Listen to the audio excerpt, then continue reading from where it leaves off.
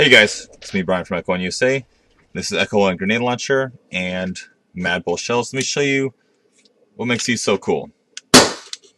Okay, besides the fact you can send multiple BBs downrange in a shotgun pattern, another cool feature is it's intimidating. But to keep these up and running, you have to do lots of maintenance. Let me show you how. First off, for the grenade launcher, this is the Echo1 2 and 1. You have the option for larger barrels.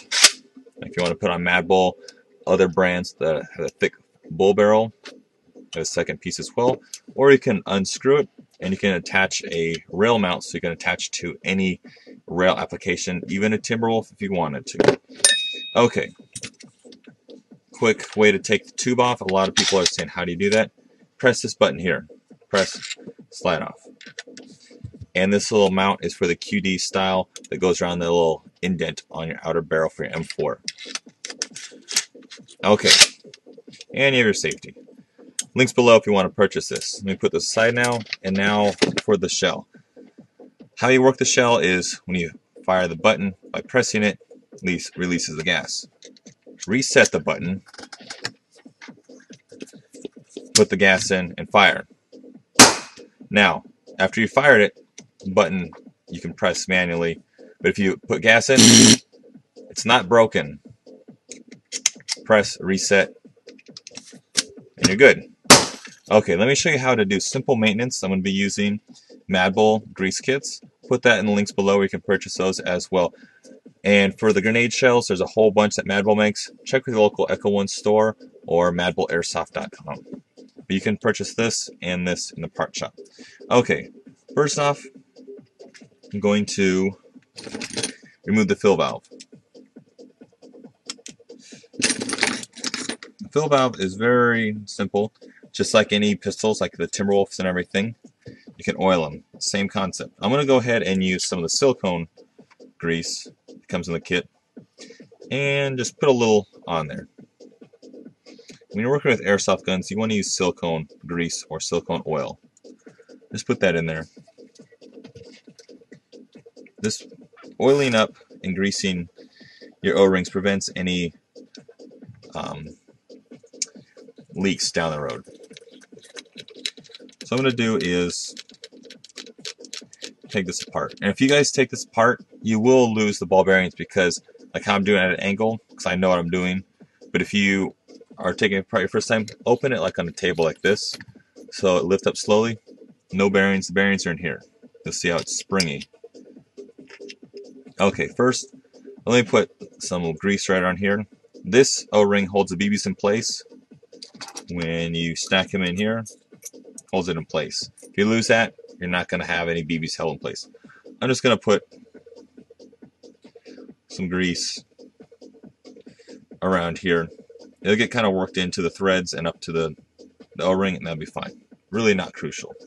Okay, to remove this main valve, gently press. You press and you'll see how it comes out. You'll see a spring and an actual push button. Okay, put this aside. The spring, put that aside. Don't lose it. This is the tricky part. A lot of you guys will say, hey, I lost my ball bearings. Okay, see how they're gently placed in there, but if you drop it or something like that, well, now they're not coming out. They can fall out and you will lose it. If you're at an airsoft game, it's good as toast. You can check out MadBullAirsoft.com, and they can help you with replacing bearings or other stores. But the trick is, when you get them, there's already a little bit of fine silicone oil in the shells to keep it maintained. But if you want to make it so it just lasts longer, go ahead and get some of the grease.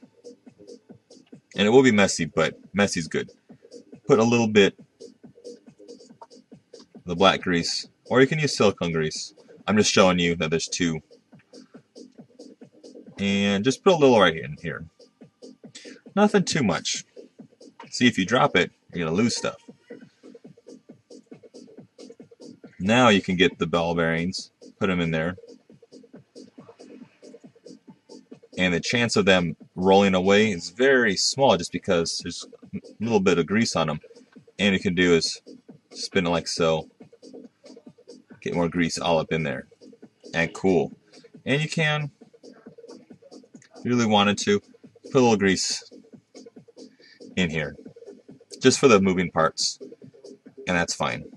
You know, nothing crazy. You don't want to like dripping out. Okay, now to assemble, get said part, drop it in there. You'll see how it's flush. Get the little spring, and basically you have a lip on the inside that the bearings interact with. Put this centered, press down, like hold it in the middle, press this button, it releases. Basically that little cap on this trigger, you'll see. It's kind of complicated, but it's very simple. So now it's intact, good to go. Oh, I forgot to put a little bit of silicone oil on the top O-ring. Just put a little dab on the top and spin it around. And also, if you guys like how the Echo1 Part Shop has spare parts for you, MadBull also supplies that to their stores and everything as well.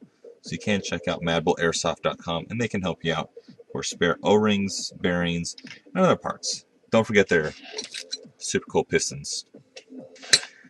Okay, so I put a little silicone there, and might as well put a little here.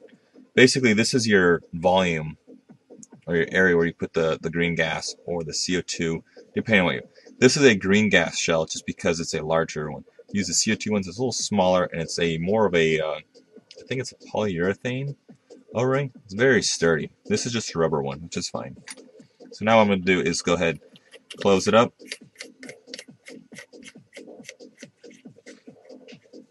And let's go ahead and close it up.